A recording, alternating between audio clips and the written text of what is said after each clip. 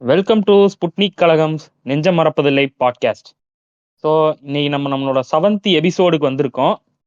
இந்த எபிசோட்ல நம்ம யாரை பத்தி பார்க்க போறோம்னா 70s 80sல இருந்த ஒரு மாபெரும் கமர்ஷியல் டைரக்டர்ஸ்ல இவரும் ஒரு முக்கியமான ஒருத்தர். அவர் வேற யாரும் இல்ல, எஸ்பி முத்துராமன். இவர் ஏப்ரல் 7 1935 பிறந்திருக்காரு.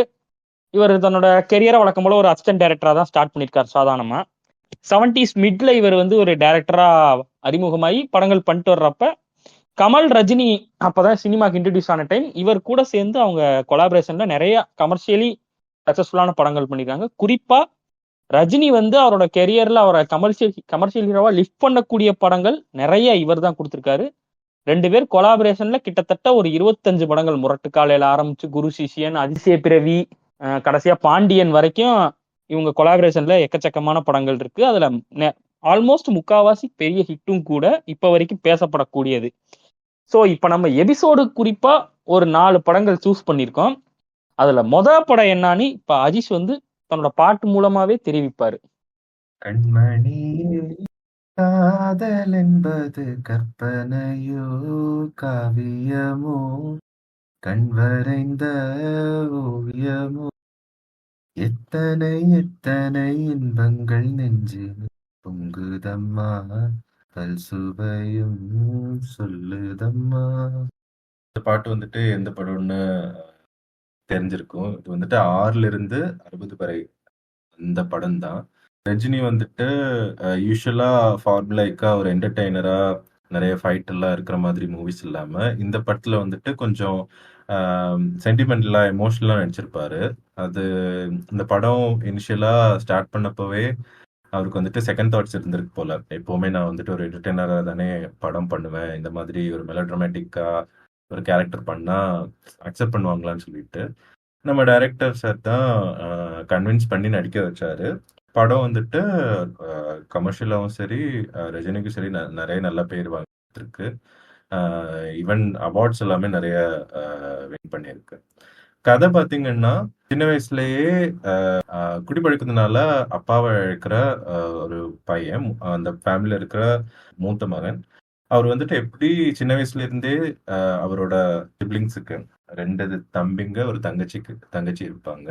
அவங்களுக்கு எப்படி அவங்களோட படிப்பு, அவங்களோட ஸ்கூல்ல இருந்து காலேஜ் வரைக்கும் அவங்களோட படிப்புக்கான செலவுகள், வேலைகள் எல்லாத்துலயுமே தனக்குன்னு இல்லாம நிறைய விஷயங்கள் அவங்களுக்காகவே செஞ்சுட்டு படத்தோட ஒரு ஹாஃபா போகும். இன்னொரு ஹாஃப்ல அவங்களோட தங்கச்சியும் சரி, இன்னொரு தம்பி சரி ஒரு நல்ல நிலையில போனதுக்கு அப்புறம் எப்படி இவர் கண்டினியூஸா இக்னோர் பண்ணிட்டு இருக்காங்கங்கிறது செகண்ட் ஹாஃப்ல போயிடும். கடைசியில ஒரு பாசிட்டிவ் நோட்ல முடிச்சிருப்பாங்க. படத்தை பத்தி மேலும் டிஸ்கஸ் பண்ணலாம். ஹாப்பி எண்டிங்காவா முடிஞ்சிருக்கு. ஆக்சுவலா நான் எனக்கு ஞாபகம் இருக்க வரைக்கும் ரஜினி இதுங்கெல்லாம் ஒரு ஜென்மங்களா அப்படின்னு நினைக்கிற மாதிரி முடிச்சிருப்பாங்கன்னு தான் எனக்கு ஞாபகம் இருக்கு. ஏன்னா ரொம்ப நாள் ஆச்சு இந்த படம் பார்த்து. நீங்க ஸ்டார்ட் பண்ண பாட்டு ஆல்மோஸ்ட் எங்க வீட்டில் இருக்க எல்லாருக்குமே ஃபேவரட் பாட்டு. எப்போ போட்டாலும் யாருமே சேனலே மாற்ற மாட்டாங்க. அந்த அளவுக்கு அதை ஒரு ரசிக்கிற மாதிரி ஒரு கோர்வையா பாடிப்பாரு எஸ்பிபி. அருமையா மியூசிக் போட்டிருப்பாரு ராஜா. இந்த படத்துல ரஜினியோட கேரக்டர் இப்ப எடுக்கிறாங்கல்ல, இந்த குடும்பஸ்தன் படம்லாம் வந்துச்சுல, இது இப்ப ஃபன்னி வேல எடுத்திருக்காங்க. ஆக்சுவலா அது ரொம்ப டிராஜிக்கா எடுத்திருப்பாங்க அந்த ரஜினியோட வாழ்க்கையவே. ஒரு தம்பி காலேஜ் படிச்சுட்டு இருப்பான், ஐ மீன் எல்லாமே படிக்க வச்சுட்டு இருப்பான் ரஜினி. 2வது தம்பிக்கு சரியா படிப்பு வராதுன்னு நினைக்கிறான். முதல் தம்பி நல்லா படிச்சுட்டு இருப்பான், இவன் நல்லா ஃபீஸ் கொடுப்பான், எல்லாம் பண்ணுவான். பட் அவனுக்கு ஒரு வேலை கிடைச்சதும் சம்பளத்தை இவன் பாதி ஆல்மோஸ்ட் எடுத்துக்கிட்டு மீதி காசை ரஜினிகிட்ட கொடுப்பான். எனக்கு ஷூஸ் வாங்கணும்னே, நான் ஆஃபீஸ்க்கு டீசெண்டாக போக வேண்டாமா அப்படின்னு கேட்பான். அதெல்லாம் ரொம்ப ஒவ்வொரு சீன்லேயும் ரஜினி எவ்வளோ ஹர்ட் ஆகுறான் அப்படின்றத காட்டிகிட்டே இருப்பாங்க. இல்லை இன்னொரு ஹைலைட் என்னன்னா, ரஜினி வேலை செய்கிற இடத்துல ஒரு பொண்ணை லவ் பண்ணுவார். அந்த பொண்ணு கூட தான் இந்த டூயட் பாட்டு கண்மணியே காதல் என்பது, அந்த பாட்டு அந்த பொண்ணு கூட தான். இவர் நல்லா தான் போயிட்டு இருக்கு, ரிலேஷன்ஷிப் நல்லா தான் போயிட்டு இருக்கோம். திடீர்னு பார்த்தா அந்த பொண்ணு கூட பொண்ணுக்கு வேற ஒருத்தர் கூட என்கேஜ்மெண்ட் ஆயிடுச்சு, கல்யாணம்ன்ட்டு இன்ஃபர்மேஷன் வரும்.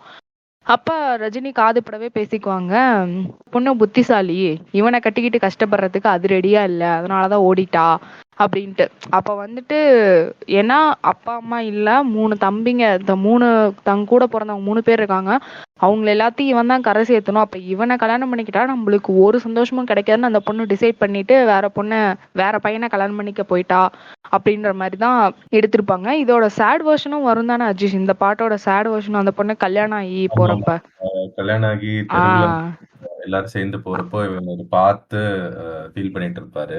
அப்போ வந்துட்டு உம் பேட் வெர்ஷன் வரும். ஹாப்பி எண்டிங் எப்படி சொல்லியிருந்தேன்னா இவர் வந்துட்டு அந்த கடைசியில் வந்துட்டு ஜோ கூட ஜோராம்சம் கூட அந்த ஒரு ப்ரெஸ் ஆரம்பிப்பாங்கல்ல, 2 பேரும் சேர்ந்து ஒரு அது ப்ரெஸ் கொலாப் பண்ணி பெரிய ரைட்டர் ஆயிடுவாரு.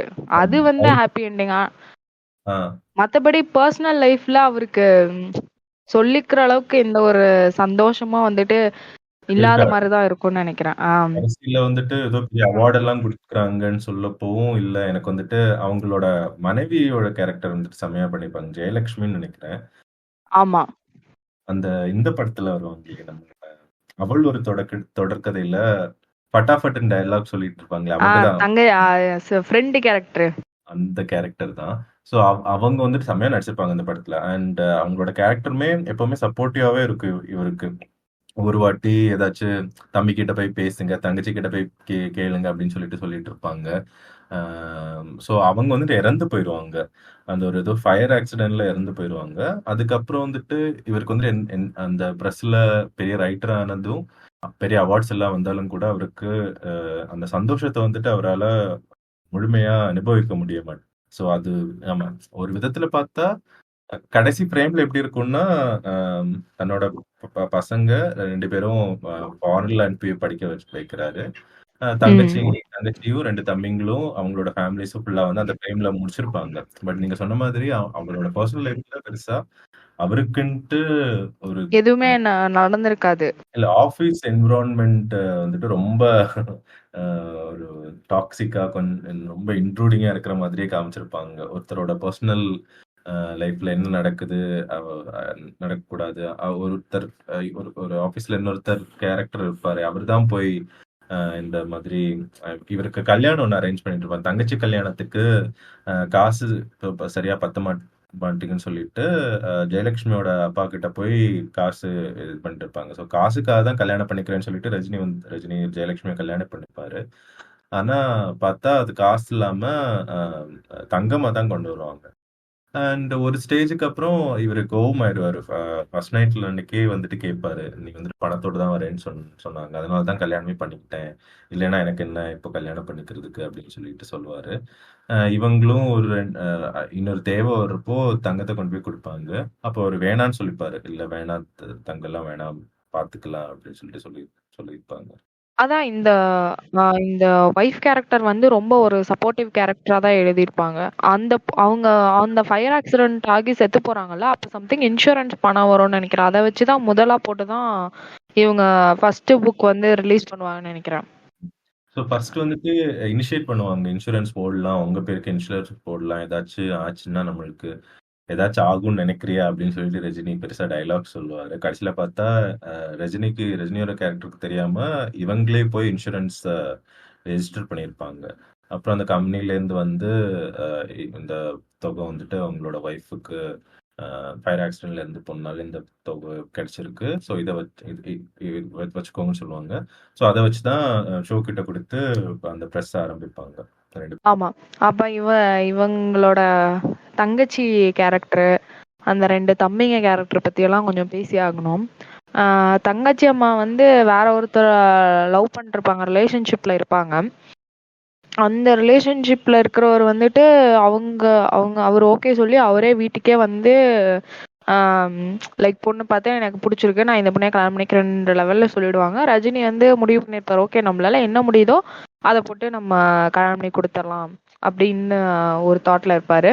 ஆனா வந்துட்டு இந்த அம்மா ஒவ்வொரு டைமும் அவர் வந்து ஏதாவது வாங்கிட்டு வரும்போது என்னன்னா அவர் எவ்வளவு பெரிய பணக்காரன்னு தெரியுமா, இப்படிதான் சீப்பா வாங்கிட்டு வருவியா அப்படின்னு. ஈவன் ஒரு சீன்ல வந்துட்டு அந்த பொண்ணு குழந்தை பிறந்திருக்கும், ரஜினி வந்து ஏதோ அந்த பொம்மையெல்லாம் வாங்கிட்டு கொஞ்சம் சீப்பான பொம்மையெல்லாம் வாங்கிட்டு போயிருப்பாரு. அதுக்கு கூட வந்துட்டு திட்டுவா, வந்துட்டாரு எடுத்துக்கிட்டு இந்த பொம்மைய அப்படின்ற மாதிரிலாம் திட்டுவார். அப்ப எல்லாமே இந்த ஒய்ஃப் கேரக்டர் வந்து சப்போர்ட்டிவா இருந்திருக்கு. இந்த படம் வந்துட்டு எல்லாருக்குமே ஏன் ஃபேவரட் ஆக காரணம், இன்னொரு காரணம் என்னன்னா, ஒரு ஒய்ஃப்னா வந்து அவ இப்படிதான் இருக்கணும், இப்படி சப்போர்ட்டிவா தான் இருக்கணும் அப்படின்ற மாதிரி அந்த கேரக்டர், அந்த ஒய்ஃப் கேரக்டர் எழுதியிருப்பாங்க ரொம்ப. லைக் அவனுக்கு என்ன கஷ்டம் வந்தாலும் ஒரு நகை எடுத்து கொடுக்கறதாகட்டும், ஒரு இது பண்ணி தரதாகட்டும், ஏதாவது ஒன்று ரெடி பண்ணி தரதாகட்டும், அந்த மாதிரி எல்லாம் வந்துட்டு அந்த காலகட்டங்கள்ல வந்துட்டு நிறைய பேர் எக்ஸ்பெக்ட் பண்ணாங்க அந்த மாதிரி ஒரு ஒய்ஃப் வேணும் அப்படின்னு சொல்லிட்டு. அதனால இந்த படம் வந்துட்டு எல்லாருக்கும் ஒரு ஃபேவரட் படமானதுக்கான ஒரு ரீசனு. மூணாவது தம்பி வந்துட்டு என்ன ஆவான்? ஸோ ரெண்டாவது தம்பி கிட்ட வேலை சேர்ந்துருக்குன்னா நான் அங்கே போட்டுமா அப்படின்னு சொல்லிட்டு கேட்பான், ரஜினி கிட்ட கேட்பான். சரி போப்பான்னு சொல்லிட்டு கிளம்பிடுவாங்க. ஸோ அந்த வீட்டில் வந்துட்டு அவங்க 2 பேர் மட்டும்தான் இருப்பாங்க. மனைவியும் நீ மட்டும்தான் இருப்பார். அதுக்கப்புறம் அந்த வீட்டையும் காலி பண்ணிட்டு போனதுக்கு அப்புறமேட்டு தான் வந்துட்டு இந்த குடிசையில இருக்கப்பதான் வீடு ஃபயர் ஆக்சிடென்ட் ஆயிரும் இல்லையா? ஸோ இவங்க அது வரைக்கும் எட்டி பார்க்காத தம்பி கேரக்டர் வந்துட்டு ஒய்ஃப் கிட்ட அந்த எப்படி ஒரு ஒய்ஃப் இப்போ இருக்கணும்னு சொன்னீங்கல்ல, அதே மாதிரி எப்படி ஒரு ஒய்ஃப் இருக்கக்கூடாதுங்கிறதுக்கு இன்னொரு கேரக்டர் சொன்னாங்க. தான் அந்த தம்பியோட ஒய்ஃப் ஒருத்தங்க இருப்பாங்க. இவர் ஜெயலட்சுமி கேரக்டர் சொல்லி இவர் லெட்டர் போடுவார் தம்பி கேரக்டருக்கு. லெட்டர் வந்ததும் அதை படிச்சு பார்த்துட்டு அந்த தம்பியோட ஒய்ஃப் வந்துட்டு அங்கேயே கிழிச்சு போட்டு. அதனால ஃபர்ஸ்ட் ஆஃப் ஆல் இப்போ என் தம்பிக்கு தெரியாது இந்த மாதிரி அண்ணன் வந்து விசாரிச்சு பணம் கேட்டு லெட்டர் போட்டிருக்கான்னு. இந்த அவரோட ஒய்ஃபுக்கு வந்துட்டு வீட்டில் வந்து அவரோட போட்டிகளுக்கு வேண்ட கப்ஸ் எல்லாம் காமிக்கணும் அப்படின்னு சொல்லிட்டு கூட்டிட்டு வருவாங்க. ஆனா இவங்க வந்துட்டு ஒரு 2 சீனுக்கு முன்னாடி தான் அந்த கப்ஸ் எல்லாம் வித்து கொஞ்சம் காசு பார்த்துருப்பாங்க. வந்து பார்க்குறப்போ அந்த எதுவுமே இருக்காது, அந்த பரிசு எதுவுமே இருக்காது. உடனே இவருக்கு கேட்பாரு, தம்பி கேரக்டர் கேட்பாரு, என்னன்னா பரிசெல்லாம் இல்லை, அதெல்லாம் ஏதோ கடையில் கொடுத்து புதுப்பிக்க கொடுத்துருக்கேன், அது வந்துடும் அப்படின்னு சொல்லி சொன்னா இவன் சொல்லுவா, இல்லை அப்படிமா போய் சொல்றீங்க, காசு இதுனா தேவைன்னா சொல்லுங்க, சொல்லியிருக்க வேண்டியதானேன்னு சொல்லிட்டு அப்புறம் ஒய்ஃப் கிட்ட போய் செக் புக் எடுத்துட்டோம் அப்படின்னு சொல்லிட்டு செக் புக்ல எடுத்து பணம் எடுத்துட்டு இவன் வேணான்னு சொல்லிடுவாங்க. அதுக்கான ரீசன் வந்துட்டு அது அடுத்த சீன்ல வந்துட்டு ரஜினி உங்களுக்கு ஜெயலட்சுமிக்கு எக்ஸ்பிளைன் பண்ணிட்டு இருப்பாரு. அதாவது நான் வந்துட்டு தேவன்னு சொல்லிட்டு அவனுக்கு லெட்டர் போட்டேன், அது அவனுக்கு சேர்ந்துச்சா இல்லையான்னு தெரியல. ஆனா அவன் என்னை ட்ரீட் பண்ண விதம் வந்துட்டு எனக்கு வந்துட்டு பிடிக்கல, மன கஷ்டமா இருந்துச்சு. அவன் வந்துட்டு பாவம் பார்த்து தான் கொடுக்கறானே தவிர ஒரு கடமையா அப்படின்றதுக்காக கொடுக்கல அப்படின்ற மாதிரி இல்ல. அப்புறம் அந்த சோ கேரக்டரும் எனக்கு ரொம்ப பிடிச்சிருந்துச்சு. அவங்களோட அந்த ஃப்ரெண்ட்ஷிப்பும் நண்பர்களுக்கு இடையில வந்துட்டு காசு கேட்கறது வந்துட்டு கணக்கு வச்சுக்க கூடாது, கஷ்டத்துல நஷ்டத்துலையும் பார்த்துக்கணும் அப்படிங்கிற இருந்துச்சு. அப்புறம் இவர் வந்து சோ வந்துட்டு ஒரு டைம் வீட்டில் வந்து காசு கேட்குறப்போ இவன் ரஜினி போய் தம்பி கிட்ட கேட்டு காசு கொடுப்பாங்க. காசு கொடுத்துட்டு இன்னொரு நாள் அவர் வருவார். இன்னொரு நாள் வந்தப்புறம் காசுக்காக தானே வரீங்கன்னு சொல்லிட்டு தம்பி கேரக்டர் வந்துட்டு பெருசாக ஏதோ ஒரு அமௌண்ட் எடுத்து அவர் கொடுப்பாரு. இல்லை நான் காசுக்காக வரல, அண்ணனை பார்த்துட்டு போதான் வந்தேன்னு சொல்லிட்டு போகிறோம். அதுக்கப்புறம் அவருக்கு ஏதோ உடம்பு சரியில்லை ஆகும். இவன் போய் ரஜினி இந்த மாதிரி தம்பிக்கிட்ட போய் கேட்பான், நீ அவர் வந்துட்டு நம்மளுக்கு கஷ்டமா இருக்கிறப்போ நம்மளுக்கு நிறைய உதவி பண்ணியிருக்காங்க, அதை மனசுல வச்சு தான் நாம வந்துட்டு திரும்ப உதவி பண்ணணும், உன்னோட படிப்புக்காகவும் உன்னோட செலவுக்காகவும் அவர் நிறைய ஹெல்ப் பண்ணியிருக்காருன்னு சொல்லிட்டு சொல்லுவாங்க. இவன் வந்துட்டு ஒரு மாதிரி அதட்டிக்கிற மாதிரி பேசிப்பான் தம்பி கேரக்டர். அது ஒண்ணு. அப்புறம் அந்த முதலாளி கேரக்டர் கூட கொஞ்சம் நல்ல ஹெல்ப்ஃபுல்லா இருப்பாங்க. சின்ன வயசுலேருந்தே வேலை கொடுக்கறது முதற்கொண்டு கடைசி வரைக்கும் ஏதாச்சும் தேவைன்னா இவ தங்கச்சியோட கல்யாணத்துக்கு காசு தேவைப்படுதுன்னா உடனே எடுத்து கொடுத்துருவாரு. அந்த முதலாளிக்கு ஒரு மகன் வருவான், அவன் வந்துட்டு கொஞ்சம் நெகட்டிவ் கேரக்டரா இருப்பான். அவன் வந்துட்டு இல்லை இவன் பேர்ல இவ்வளவு கடன் இருக்கு கம்பெனியில், அதெல்லாம் கட்டினதுக்கு அப்புறம் நீங்க வேலைக்கு சேர்ந்துக்கோன்னு சொல்லிட்டு வேலையில இருந்தே தூக்கி விட்டுருவான். அதான் எல்லா பக்கமும் வந்துட்டு அவருக்கு வந்து ஒரு பிரச்சனையா இருக்க மாதிரியே இருக்கும். சரி வெளியதான் இவ்வளவு பிரச்சனை இருக்கு, வீட்டுல வந்து அடுத்தடுத்த ஆளுங்க ஏர்ன் பண்ண ஸ்டார்ட் பண்ணிட்டாங்கன்னா அப்ப வந்து ப்ராப்ளம் எல்லாம் சார்ட் அவுட் ஆயிரும்னு பார்த்தா அப்பயும் வந்துட்டு அவருக்கு ஹியூமிலியேஷன் தான் வந்துட்டு கிடைக்குமே தவிர்த்து அவருக்கு அவர் அத்தனை நாளா அவர் பண்ணதுக்கோ ஒரு ரெகக்னைசனும் இருக்காது. ஒரு ஒரு ரெஸ்பெக்டே இருக்காதுன்னு வச்சுக்கோங்களேன். எல்லாம் அவன் அவன் சம்பாதிக்க ஆரம்பிச்சோடனே என்னமோ எனக்கு தான் எல்லாம் தெரியுன்ற மாதிரி பிஹேவ் பண்ண ஆரம்பிச்சிருவாங்க. அவ தங்கச்சியும் அப்படிதான். அந்த பணக்கார வீட்டுக்கு மருமகளா போனோடனே என்னமோ இவளே வந்துட்டு ஆரம்பத்துல இருந்தே ரொம்ப பணக்காரியா இருந்த மாதிரி பிஹேவ் பண்ணிட்டு இருப்பா. அதான் ஒரு சீன்ல வந்துட்டு இவர் ரொம்ப ஒரு மாதிரி கழிச்சு போய் ஒரு துண்டெல்லாம் போட்டுட்டு அவர் வீட்டுல போவாங்க, தங்கச்சி வீட்டுல போவாங்க. என்னென்ன வேஷம் இது, என்னென்ன இப்படி வந்திருக்கீங்கன்னு சொல்லிட்டு கேட்டுட்டு அனுப்பி விட்டுருவாங்க. இன்னொரு வாட்டி வாங்க அப்படின்னு சொல்லி அனுப்பி விட்டுருவாங்க. இவன் பார்த்துருவான். அந்த தங்கச்சியோட ஹஸ்பண்ட் வந்துட்டு கொஞ்சம் நல்ல கேரக்டரா காமிச்சிருப்பாங்க. இது காசு கேட்க தான் வந்திருப்பாங்க போல, கொடுத்துருக்கலாம்ல அப்படின்னு சொல்லிட்டு. இப்போ கொடுக்க ஸ்டார்ட் பண்ணா மறுபடியும் மறுபடியும் வந்துட்டே இருப்பாங்க தெரியும் அப்படின்னு சொல்லிட்டு சொல்லுவாங்க. அதாவது குடும்பம், சொந்தக்காரங்கங்கிறது வந்துட்டு எப்பவுமே நாம சூஸ் பண்றது கிடையாது. அது நம்மளுக்காக அமையிற ஒரு விஷயம். அதில் நம்மளுக்கு பெருசா அதுவும் இருக்காது. ஸோ அப்படி அமையிற அது குடும்பங்களை விட நம்ம அமைச்சுக்கிற குடும்பங்களுக்கு வந்துட்டு இப்போ ஃப்ரெண்ட்ஷிப்ஸ் ஃபார் எக்ஸாம்பிள் வந்துட்டு ரொம்ப வேல்யூ இருக்குங்கிறது ஒரு நல்ல எக்ஸாம்பிளா அந்த கேரக்டர் வச்சு காமிச்சிருப்பாங்க. அது எனக்கு ரொம்ப பிடிச்சிருந்துச்சு. அண்ட் இந்த படம் பார்த்தீங்கன்னா தெலுங்குலேயும் கன்னடாலேயும் ரீமேக் பண்ணியிருக்காங்க. அண்ட் தமிழ்நாடு ஸ்டேட் அவார்ட் கிடைச்சிருக்கு, பெஸ்ட் டைரக்டருக்கான ஸ்டேட் அவார்ட் கிடைச்சிருக்கு. கதையுமே ரொம்ப ப்ரோக்ரஸிவாக இருக்கும்.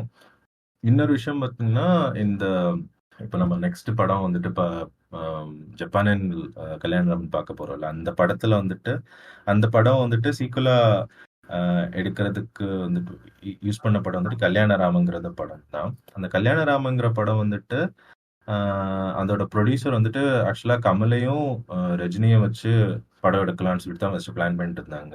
அவங்களோட டேட்ஸும் கிடச்சிருக்கு. ஆனால் அவங்க 2 பேருக்கும் சேர்ந்து ஒரு படத்தில் நடிக்கிறது போலனால கமலுக்கு ஒரு படம், ரஜினிக்கு ஒரு படம்னு டிசைட் பண்ணாங்க. அந்த ரஜினிக்கு ஒரு படம்ங்கிறது ப்ரொடியூஸ் பண்ணது வந்துட்டு இந்த 6லேருந்து 60 தான். அது ஒரு சின்ன ஃபேக்ட். நைஸ். ஓகே, நெக்ஸ்ட் அடுத்த படத்துக்கு போயிடலாமா? சரி, ஓகே. இப்ப நம்ம அடுத்து பார்க்க போற படம் வந்து ஜப்பானில் கல்யாணராமன்.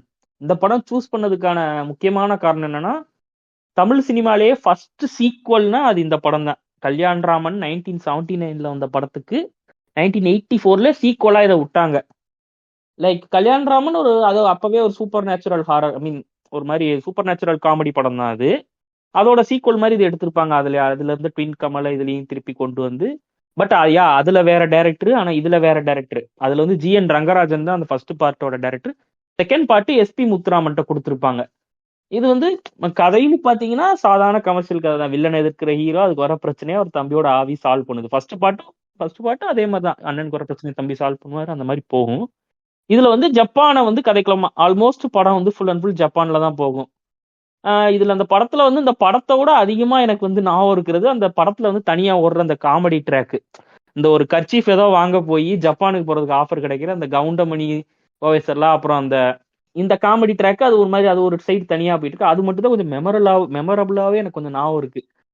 மற்றபடி அப்புறம் அந்த கமல் வந்து அண்ணன் பையனோட சேர்ந்து செய்யற சேட்டைகள், இந்த மாதிரி சில விஷயங்கள் எனக்கு ப்ரௌனி பாயிண்ட்ஸ் மாதிரி ஞாபகம் இருக்கும். ஆனா இந்த படம் வந்து அப்ப ரிலீஸ் ஆன டயத்துல வந்து பயங்கரமா பாக்ஸ் ஆபீஸ்ல அடி வாங்கிச்சுன்னு கேள்விப்பட்டேன். ஏதோ ஒரு கல்கி பத்திரிகையில எல்லாம் இவங்க ஜப்பானுக்கு போறப்ப திரைக்கதையை மறந்துட்டு போயிட்டாங்கன்னு ரிவ்யூ எழுதியதா போட்டிருந்துச்சு.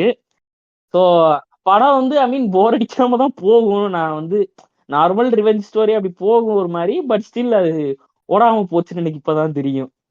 ஸோ அந்த படத்தை பத்தி மத்தவங்களுக்கு என்ன தெரியும் அதெல்லாம் கொஞ்சம் சொல்லுங்க. அதான் கல்யாணராமன் கம்பேர் பண்றப்போ இது கொஞ்சம் எனக்கு போர் அடிச்ச மாதிரி தான் இருந்துச்சு.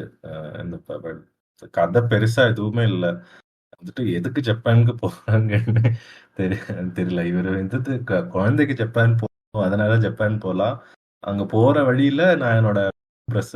ஸோ கதை எப்படி ஆரம்பிக்கும்னா, இவன் சத்யராஜும் அப்பாவும் வந்துட்டு பெரிய கடத்தல்காரர்களா இருப்பாங்க. அவங்களோட இதெல்லாம் வந்துட்டு இவன் எக்ஸ்போஸ் பண்ற மாதிரி ஏதோ ப்ரெஸ்ல வந்துட்டு அந்த மேகசின்ல வந்துட்டு எழுதியிருப்பான். அந்த ப்ரெஸ்ஸை வந்துட்டு சத்யராஜோட ஆளுங்க வந்துட்டு வாங்கியிருப்பாங்க, விலைக்கு வாங்கியிருப்பாங்க. அதனால இவன் தனியா ஒரு ப்ரெஸ் ஆரம்பிக்கலன்னு சொல்லிட்டு போவான். அந்த ப்ரெஸ் ஆரம்பிக்கிறதுக்கான மிஷினரிஸை வந்துட்டு ஜப்பான்ல போய் வாங்க போறானா. அதுக்காக தான் ஜப்பானுக்கு போறாங்க இவங்க எல்லாரும் சேர்ந்து. ஸோ அங்க போற இடத்துல ராதா வந்துட்டு ஏதோ ஒரு ஹோட்டல்ல வெயிட்டர்ஸா இருப்பாங்க. 2 சீன்ல தான் வருவாங்க. அதுக்கப்புறம் கூட ஊர் சுத்த ஆரம்பிச்சிருவாங்க ஃபுல் அண்ட் ஃபுல். எனக்கு கதை பெருசா இப்போ நீ சொன்ன மாதிரி அந்த காமெடி ட்ராக் தான் கொஞ்சம் என்டர்டைனிங்கா போயிட்டு இருக்கிற மாதிரி இருந்துச்சு. பெருசா கதை எதுவும் இருக்கிற மாதிரியே தெரியல எனக்கு. கல்யாணராமன் பாத்தீங்கன்னா நிறைய த்ரெட்ஸ் இருக்கும் அந்த கதையில. சரி, அவங்க ஆல்ரெடி குடும்பத்துக்கு பிரச்சனை இருக்கும், அதனால அவனை வந்து அவங்க அப்பாவை கொள்ளுவாங்க, அதை வந்து எக்ஸ்போஸ் பண்ண ட்ரை இவனை கொள்ளுவான், இவனுக்கு ட்வின் பிரதர்னு ஒருத்தி இருந்து வருவேன், இப்படி பல ஆங்கிள் கதை போகும். கேரக்டர்ஸ் நிறைய இருக்கு. இந்த ஜப்பானின் கல்யாணராமன் ஏதோ அதாவது அந்த காலத்திலேயே சீக்வல் நம்ம தமிழ் சினிமால சீக்வல்லாம் இப்படிதான் இருக்க போகுதுன்னு அப்பவே ஆரம்பிச்சு விட்டானுங்களா என்னன்னு தெரியல. ஜப்பானுக்கு போகணும், படம் பார்க்க பிரம்மாண்டமா இருக்கணும். ஜப்பான் அப்ப அது நிறைய படம் ஆக்சுவலி இப்படிதான் எடுப்பாங்க.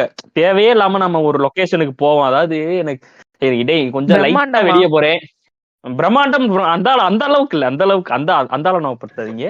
இல்ல நான் வேற சப்ஜெக்ட்டுக்கு போயிரும் அப்புறமேட்டு. இல்ல இல்ல இல்ல நான் சும்மா சொல்றேன். அதாவது அந்த காலத்துல இப்படிதான் இந்த மாதிரி வெளிநாட்டு படங்கள் எடுக்குது. ஆக்சுவலி நம்ம உலகம் சுற்றும் வாலிபன் கூட இப்படிதான், பட் அது ஏதோ ஓடிடுச்சு. இன்னொரு படம் இருக்கு, ஒரு ஜெய்சங்கர் படம் நான் வந்து இந்த மாதிரி வெளியூர்ல போயா எடுப்பானுங்க, எங்க பாட்டை சொத்துன்னு ஒரு படம் இருக்கும். அதுல வந்து லேண்ட்ஸ்கேப் சீனுக்கு சீனு மாறும். மலையில சண்டை போடுவாங்க, இறங்கி ஓடும்போது பாலைவனம் இருக்கும். இப்படி ஒரு பயங்கரமான அப்படி அந்த காலத்துல அந்த ஒரு ஸ்டைல் இருந்துச்சு. இந்த ஒரு 80s ஃபாரின்ல போய் படம் எடுத்தா நம்ம படம் பிரம்மாண்டமா தெரியும், எடுத்துருவோம். ஏன் நம்ம ராமராஜன் கூட பேய் ஓட்டுறதுக்காக மலேசியா வரைக்கும் போனாரே, அந்த மாதிரிதான் இந்த ஜப்பானி கலை. இப்ப பாக்குறப்ப தெரியுது, ஓ இவங்க சும்மா பேருக்காக ஜப்பானுக்கு போயிருக்காங்க. ஆக்சுவலி யாராவது மிஷினரி வாங்குறதுக்காக ஜப்பான் டூர் போவாங்களா? அந்த அளவுக்கு நம்ம ஊர்ல இல்ல. இந்த மாதிரி லாஜிக்கா நிறைய தோணும். லைக் ஸ்டில் ஓகே, இது சீக்வல்னு ஒண்ணு எடுத்துட்டாங்கன்னு இதை பெருமைப்படுத்தணுமே தான் அந்த செக்மெண்ட்ல இதை சேர்த்தோம். வேற எது மெர்சி, உங்களுக்கு எதுவும் பாயிண்ட் ஆட் பண்ண வேண்டியது இருக்கா? இல்ல எனக்கு இந்த படம் வந்து அவ்வளவா ஒட்டவே இல்லை. எனக்கு சொன்ன மாதிரி அஜி சொன்ன மாதிரி கவுண்டமணியும் கோயசலாவோட ட்ராக்கும் தான் நல்லா இருக்கும். மச்சானம் பாத்தீங்களா, ஜப்பான் நாட்டுக்குள்ளன்னு 2 பேரும் பாடிட்டு இருப்பாங்க. அப்புறம் அந்த நூடுல்ஸை வந்துட்டு ஆட்டுக்குடல்னு அவர் சாப்பிட்றதும், அவங்க வந்துட்டு இல்ல பாம்புன்னு சாப்பிட்றது, அந்த ட்ராக் எல்லாம் எனக்கு நல்லா ஞாபகம் இருக்கு. இந்த நீ சொன்ன மாதிரி டோட்டல் படத்துல அந்த பாட்டு மட்டும்தான் எனக்கு பிடிச்ச பாட்டுன்றனால அது எனக்கு நல்லா ஞாபகம் இருக்கு. மத்தபடி இவங்க ராதா இவங்க கமல் பாட்டுலாம் எனக்கு சுத்தமா ஒட்டவும் இல்லை. அது ஏதோ சரி ஏதோ படம் ஓடுது அப்படின்ற மாதிரிதான் இருந்தது.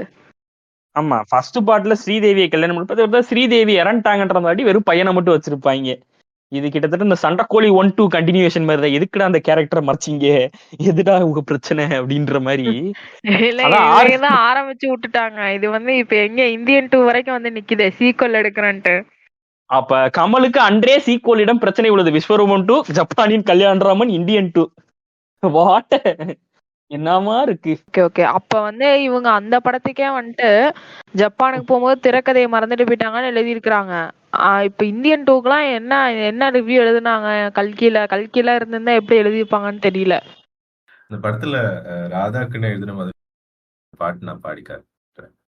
ராதே என்றாதே வாராதே, வாராமல்லாசை தீராதே, கண்ணே நீ கண்டால் காதல் வாராதா, பெண்ணே உன் கண்கள் போதை தராதா, ராதா ராதா எந்தாகம் மாறா, ராதே என்றாதே வாராதே, வாராமல்லாசை தீராதே.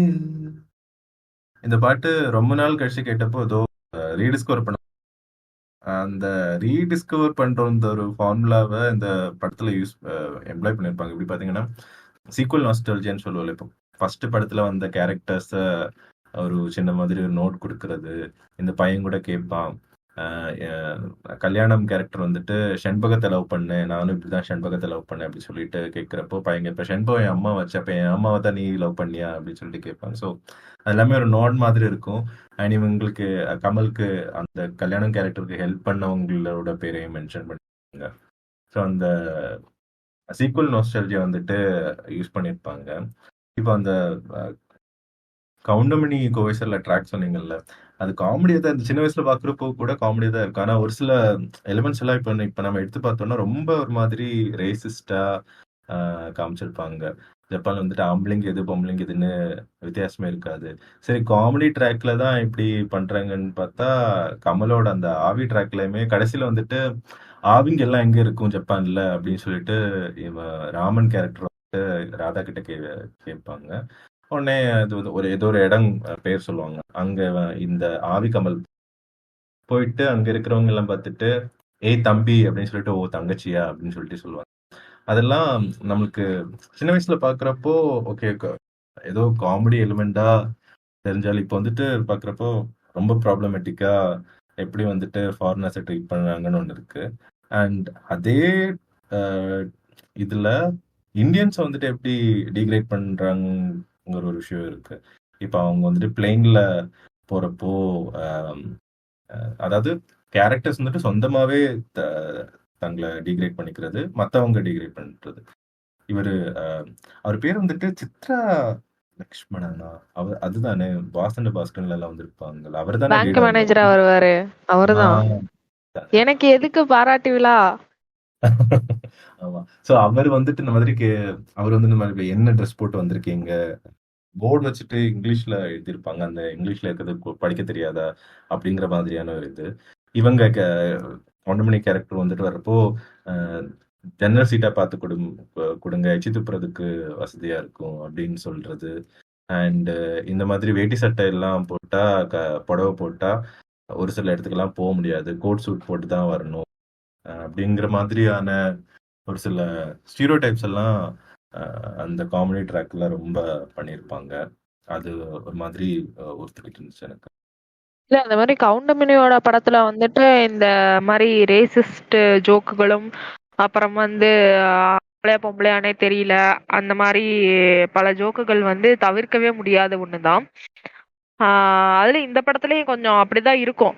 அதெல்லாம் தாண்டி என்ன சொல்ல வராங்கன்னா, ஒண்ணுமே தெரியாத ஒரு 2 இன்னசென்ட் வந்துட்டு ஜப்பானுக்கு போயிருக்காங்க அப்படின்றதான் காமிக்கிறதுக்காக அந்த மாதிரி காமிச்சிருப்பாங்க. அப்ப சொன்ன மாதிரி அப்ப பார்க்கும்போது அது வெறும் ஜோக்கு அப்படின்ட்டு கன்வின்சிங்கா கடந்து போயிடலாம். இப்ப பார்த்தா அப்ப எடுத்த எல்லா படமுமே நம்மளுக்கு இப்ப ப்ராப்ளமேட்டிக்கா தான் இருக்கும் சொன்ன மாதிரி. இல்லைன்னா நான் என்ன சொல்ல வரேன்னா, இப்போ கேரக்டர்ஸ் வந்து சொந்தமாவும் டிகிரேட் பண்றாங்க, கேரக்டர்ஸ் டிகிரேடும் பண்றாங்க. அது அப்போ யார் எழுதுறாங்க யார் எடுக்கிறாங்கிறது பொறுத்து தான் அது இருக்கும். அதுதான் சொல்ல வரேன். அவங்க வந்துட்டு ஆமா, அந்த ஒரு இந்த கேரக்டர்ஸ் வந்து தன்னைத்தானே சொந்தமா டிகிரேட் பண்ணிக்கிறது வந்து நான் பார்த்த எல்லா பழைய படங்கள்லயும் மோஸ்ட்லி அந்த மாதிரி இருக்கு. இப்ப நம்ம கூட நம்ம பாட்காஸ்ட்ல வந்து டிஸ்கஸ் பண்ணிருப்போம். இந்த லைக் வெண்ணிராடை படத்துல கூட இந்த வெண்ணிராடை மூர்த்தி அந்த கேரக்டர் அதுவே டிகிரேட் பண்ணிக்கும். அவனோட கேர்ள் ஃப்ரெண்டும் அவளே சொல்லிக்கோ, நம்மளாம் அழகை பத்தி பேசலாமா அப்படின்ற மாதிரி. அது ஏன் அந்த மாதிரி வைக்கிறாங்க? ஒருவேளை அந்த மாதிரி வச்சுக்கிட்டா வந்துட்டு ஃபன்னா இருக்கு, பாக்குறதுக்கு ஃபன்னா இருக்குன்னு அவங்க நினைச்சுக்கிட்டாங்களான்னு தெரியல ஆக்சுவலா. மோர் தேன் தட் யார் எழுதுறாங்களோ இல்ல யார் வந்துட்டு அதை டைரக்ட் பண்றாங்களோ அவங்க வந்துட்டு அப்படிதான் அதை பாக்குறாங்க. ஓகே, இப்படி இப்படி பண்ணாதான் இப்படி ரிசீவ் ஆகும் அப்படிங்கிற மாதிரி பார்வையில தான் அவங்க எடுக்கிறாங்க அதை. இது வந்து பின்னாடியில என்ன ஆயிடுச்சுன்னா வந்துட்டு, ஓகே யாராவது என்ன கிண்டல் பண்றதுக்கு முன்னாடி நானே வந்து என்ன கிண்டல் பண்ணிக்கிட்டேன் அப்படின்னா வந்துட்டு வேலை மிச்சம், அவங்க வந்து சிரிச்சுட்டு போயிடுவாங்க அப்படின்னு நிறைய பேர் அதை வந்து ஒரு முன்னுதாரணமா எடுத்துக்கிட்டாங்க.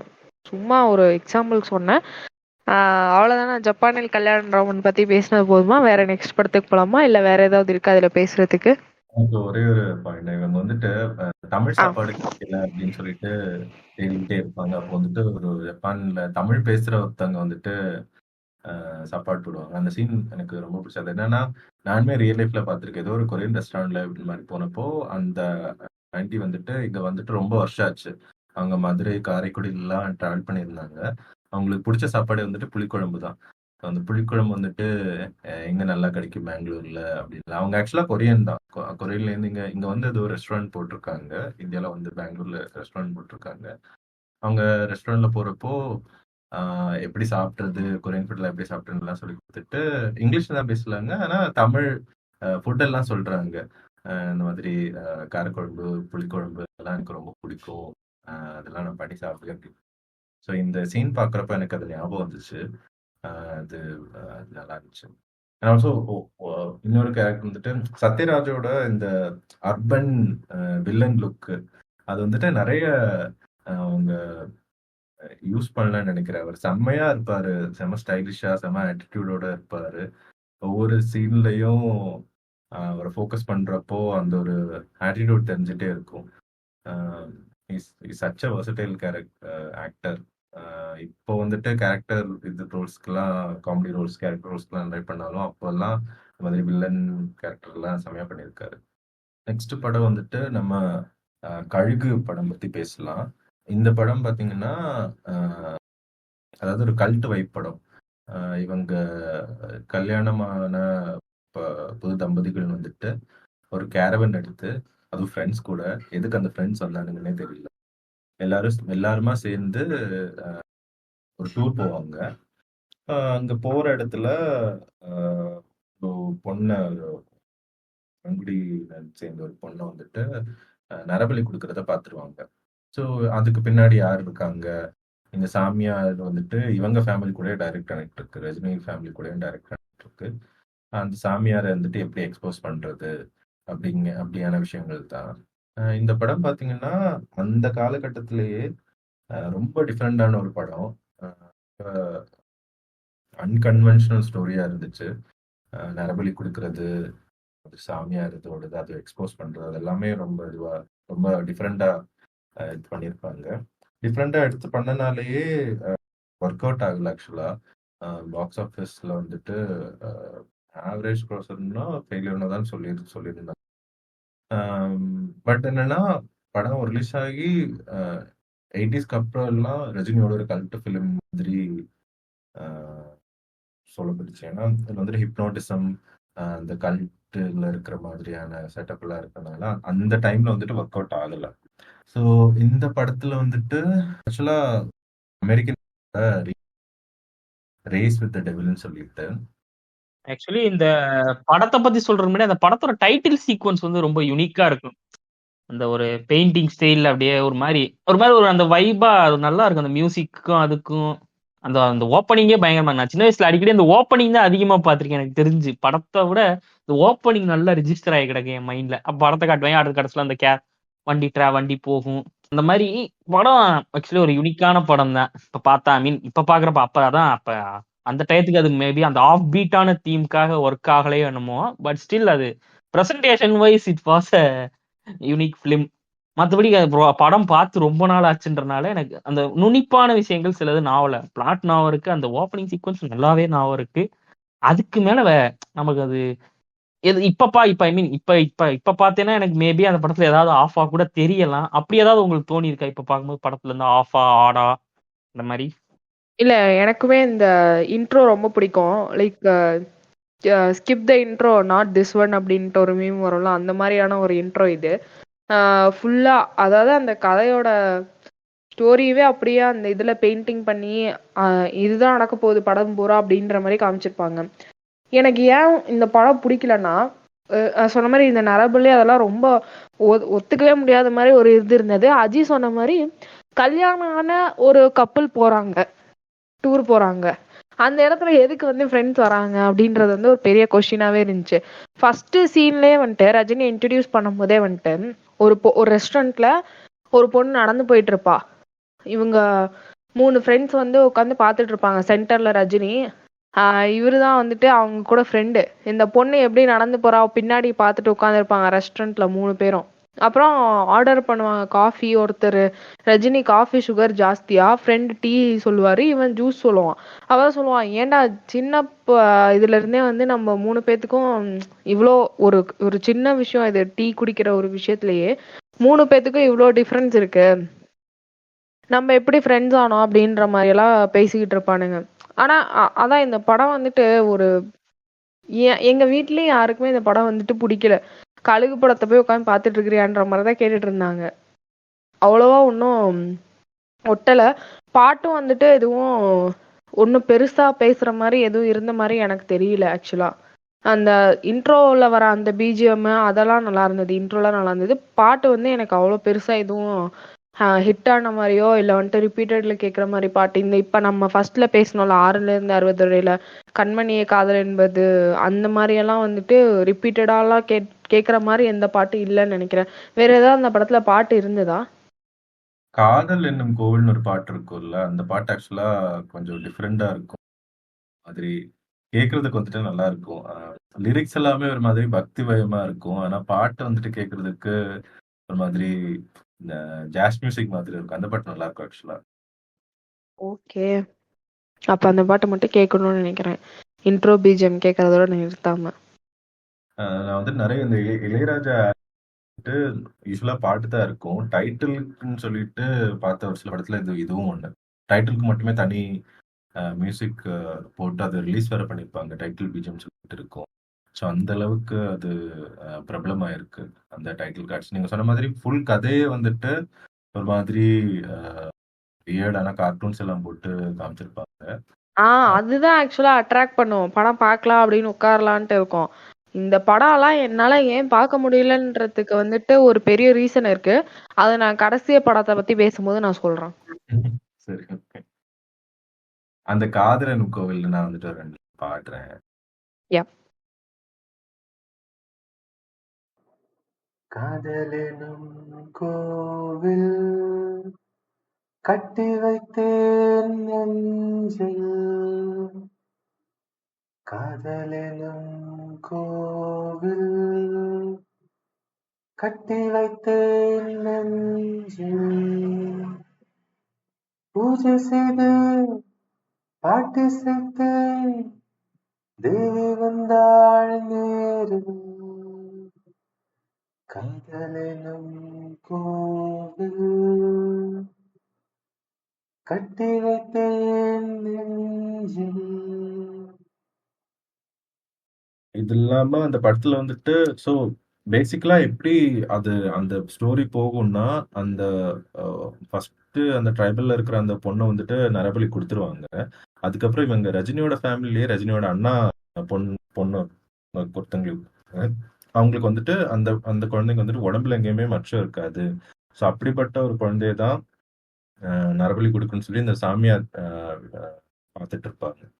ஸோ ஆர்டிஃபிஷியலாக இறக்க வச்சு அந்த டாக்டர் கிட்ட எல்லாம் இது பண்ணி அந்த குழந்தைய வந்துட்டு இவங்க சாமியார் வசதியில வச்சிருப்பாங்க. அந்த சாமியார் இருக்கிற இடத்துல வந்துட்டு ஏதோ பெரிய பத்திரிகைகளை சேர்ந்த 2 பேர் வந்துட்டு வருவாங்க. அதுல ஷோ இருப்பாரு. ஸோ அவங்க வந்துட்டு இங்க இங்க எதுக்கு வந்திருப்பாங்கன்னா இதெல்லாம் எக்ஸ்போஸ் பண்றதுக்காக தான் வந்திருப்பாங்க. அந்த 2 பத்திரிகையாளர்களும் அவங்களோட ஹெல்ப்பும் வச்சு ரஜினி வந்துட்டு அந்த குழந்தைய வந்துட்டு காப்பாத்துவான். இதுதான் கதை.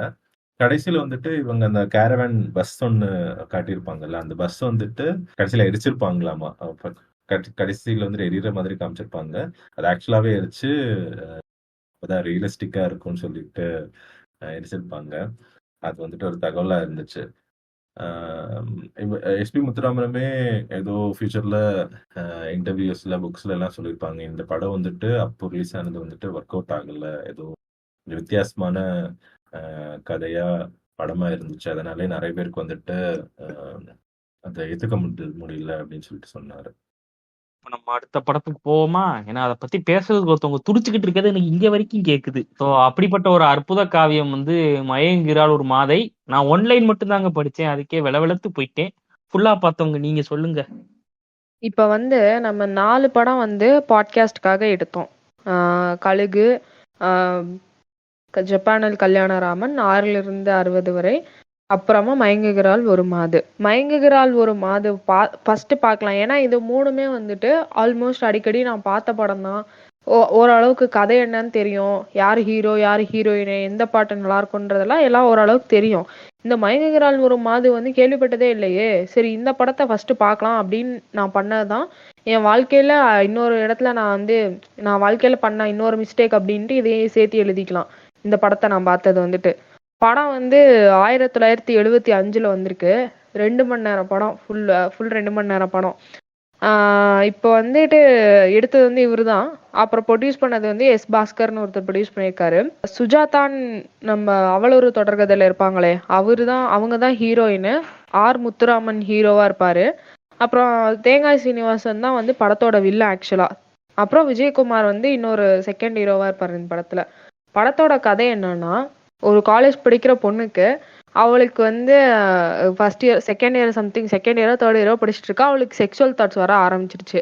அதை வந்து அவளால வந்து கண்ட்ரோல் பண்ண முடியாம என்னென்ன நடக்குது அப்படின்றதுதான் படத்தோட கதை. இதை வந்து ஒரு கதை அப்படின்னு எப்படி ஃபர்ஸ்ட் அவங்க எழுதுனாங்கன்னே தெரியல. ஃபர்ஸ்ட் ஆஃப் ஆல் ஏன்னா வந்துட்டு ரொம்ப அசிங்கமா போர்ட்ரேட் பண்ணியிருப்பாங்க ஃபர்ஸ்ட் சீன்லயே. ஆக்சுவலா அப்போ வந்துட்டு இந்த 18+ புக்ஸ் எல்லாம் வரும்ல, அதெல்லாம் வந்துட்டு ஹாஸ்டல்ல ஒரே ஒரு பொண்ணுகிட்ட இருக்கிற மாதிரியும், அந்த பொண்ணை வந்து ஹாஸ்டல்ல இருக்க எல்லாத்துக்கும் வந்துட்டு காசு வாங்கிட்டு அதை வந்து மாச சந்தா மாதிரி கொடுத்து சப்ளை பண்ண இது பண்ற மாதிரி காமிச்சிருப்பாங்க. இந்த பொண்ணு வந்துட்டு சுஜாதா போயிட்டு ஹீரோயின் போயிட்டு அந்த பொண்ணுகிட்ட எனக்கு குடுடி அப்படின்னா, இல்ல இல்ல உன் கூட ஒருத்தி இருக்கா, அவ வந்துட்டு இதெல்லாம் பார்த்தானா அவ அவ வந்து கொஞ்சம் கண்டிப்பா நடந்துக்குவா, இதெல்லாம் பண்ணக்கூடாது, இப்படி எல்லாம் இருக்கக்கூடாது, பொண்ணுனா லட்சணம் மாதிரி அந்த மாதிரி சொல்லிட்டு இருப்பா அந்த பொண்ணு. அவ வந்து பார்த்தானா என்னோட தொழிலுக்கே பிரச்சனை ஆயிடுன்ற மாதிரி இவ பேசுவா. அதையும் தாண்டி இவ அதை வாங்கிட்டு போய் தனியா உட்காந்து படிச்சுட்டு இருக்கும் போது அவங்க 2 பேரும், அவளோட ரூம்மேட்டு தான் அந்த பொண்ணு, இவ கிட்ட கொஞ்சம் கண்டிப்பா நடந்துக்கிற பொண்ணு. அவ வந்து பாப்பா, அவன் பேர் எனக்கு தெரியல ஆக்சுவலா. அவன் வந்து பாப்பா என்ன அதிசயமா படிச்சுட்டு இருக்கா, பரவாயில்ல, என்ன படிக்கிறா அப்படின்னு பார்த்தா இவ இந்த புக்கை வச்சு படிச்சுட்டு இருப்பா. அவ கோவத்துல கிழிச்சு போட்டுருவா. கிழிச்சு போட்டதையும் இவளுக்கு கோவம் வந்துடும், ஹீரோயினுக்கு கோவம் வந்துடும். எதுக்கு நீ வச்சு கிழிச்சு போடுற, நீ என்னோட விஷயத்துல ரொம்ப நீ தலையிடுற, நீ ஒன்னும் எனக்கு அப்பா கிடையாது, நீ என் ஃப்ரெண்டு தான், என் ரூம்மேட்டு தான்ற மாதிரி திட்டிட்டு போயிடுவா. இப்போ இதுல முடியுதா. நெக்ஸ்ட் சீன் வந்துட்டு விஜயகுமார் இன்ட்ரோ ஆகுறாரு படத்துல. இவங்க பொண்ணுங்கெல்லாம் சேர்ந்து ஒரு ட்ரிப்பு போறாங்க. ஒரு கேவலமான ஒரு பாட்டு, ஒரு கேவலமான ஒரு லிரிக்கை வச்சு ஒரு பாட்டு வருது. அந்த சுஜாதா வந்து அதை பாடுறாங்க. இந்த பாடுறதுக்கு முன்னாடி ஒரு சீன் நடக்கும். என்னன்னா, இவங்க ஏதோ ஒரு பார்க் பீச் பக்கத்துல ஏதோ ஒரு ட்ரிப்பு போயிருப்பாங்க. அங்க வந்து ஒரு கப்பல் வந்து அங்க உட்காந்து அவங்க ரொமான்ஸ் பண்ணிட்டு இருப்பாங்க. சுஜாதா வந்து அதை நின்றுட்டு அவங்க பார்த்துட்டு அவங்க அவங்க அவங்க ஃபீல் ஆகுற மாதிரி அந்த சீனை வச்சிருக்கிறாங்க. லிட்டரலா அவங்க என்ன நடக்குதோ, அவங்க என்ன பண்ணிட்டு இருக்காங்களோ அதை வந்து இவங்க பார்த்துட்டு இருக்காங்க நின்றுட்டு. இதை வந்து ஆப்போசிட்ல வந்து விஜயகுமார் பார்த்துட்டு இருப்பாரு. அப்பதான் வந்து இவங்க 2 பேரும் மீட் பண்ணிக்கிறாங்க. ஐயோ நம்ம பார்த்துருந்தோம், அவன் பார்த்துட்டானே அப்படின்னு சொல்லிட்டு இந்த பொண்ணு போயிட்டு தான் பாட்டு பாடுறா. அப்படி ஒரு மயக்கம், இப்படி ஒரு மயக்கம்ன்ற மாதிரி சம்திங். அது ஒரு கேட்க முடியாத ஒரு பாட்டுன்னு வச்சுக்கோங்களேன். யாரும் கேட்காதீங்க, இந்த படமும் பார்க்காதீங்க யாரும். போயிட்டு அந்த பாட்டு ஒன்று பாடிட்டு பாட்டை இவன் வந்துட்டு விஜயகுமார் வந்துட்டு இன்ட்ரடக்ஷன் ஆகிக்கிறான் அவங்க கிட்ட. ரொம்ப அழகா இருக்கீங்க அது இதெல்லாம் சொல்லிட்டு போயிடுறான். இது சீன் முடிஞ்சு அடுத்த நாள் காலேஜுக்கு வந்துட்டு விஜயகுமார் இந்த சுஜாதாவை மீட் பண்றதுக்கு யாரோ வந்திருக்காங்க அப்படின்னு சொல்லிட்டு போய் பார்த்தா இவன் நின்றுட்டு இருப்பான். இப்ப இவளுக்கு தான் தெரியாதுல்ல, இவன் வந்து இவளை மீட் பண்ண தான் வந்திருக்கான் அப்படின்ட்டு தெரியாதுல்ல. என்ன வேணும் உங்களுக்கு, நீங்களா நேற்று பார்க்ல பார்த்தோமேனா, ஆமா அப்படின்னோடனே இவ வந்து யாரையோ தேடிட்டே இருப்பா. அப்பதான் அவன் சொல்லுவான், உங்களை வந்து நான் தான் பார்க்க வந்தேன், நீங்க என்னதான் தேடுறீங்கன்னு நினைக்கிறேன் அப்படின்னோடனே, எதுக்கு போய் சொல்லி நான் கூப்பிட்டீங்க அப்படின்னா வந்துட்டு இந்த மாதிரி இந்த டேப் ரெக்கார்டர் உங்களுதான் பாருங்கன்ற மாதிரி கொடுப்பான். இல்லை என்னது இல்லை அப்படின்னு சொன்னேன். இது உங்களுது இல்லை, எங்க அப்பா தான் எனக்கு கிஃப்டா கொடுத்தாரு என் பர்த்டேக்கு, இதை வந்து கேட்குற சாக்கில் உங்களை மீட் பண்ணிட்டு போகலாம் வந்தேன் அப்படின்னு சொல்லிட்டு ஒரு பிக்கப் லைன் சொல்லிட்டு சொன்னது. இவங்களுக்கு வந்து ஒரே சிரிப்பு, நம்மளுக்காக இவ்வளோ தேடி வந்திருக்கானே அப்படின்னு சொல்லிட்டு. ஆனால் காட்டிக்க மாட்டாங்க, ஏன்னா அவனை யாருன்னே தெரியாது இல்லை. ஸோ என்ன பிரச்சனை ஆயிடும்ட்டு காட்டிக்க மாட்டாங்க, அவாய்ட் பண்ணிடுவாங்க. ஆனால் இவன் விட மாட்டான். நெக்ஸ்ட் டேவும் வருவான். அப்புறம் வெளியே போகலாமா அப்படின்னு கேட்டு கூட்டிகிட்டு போயிடுவான். வெளியே கூட்டிகிட்டு போயிடுவான்.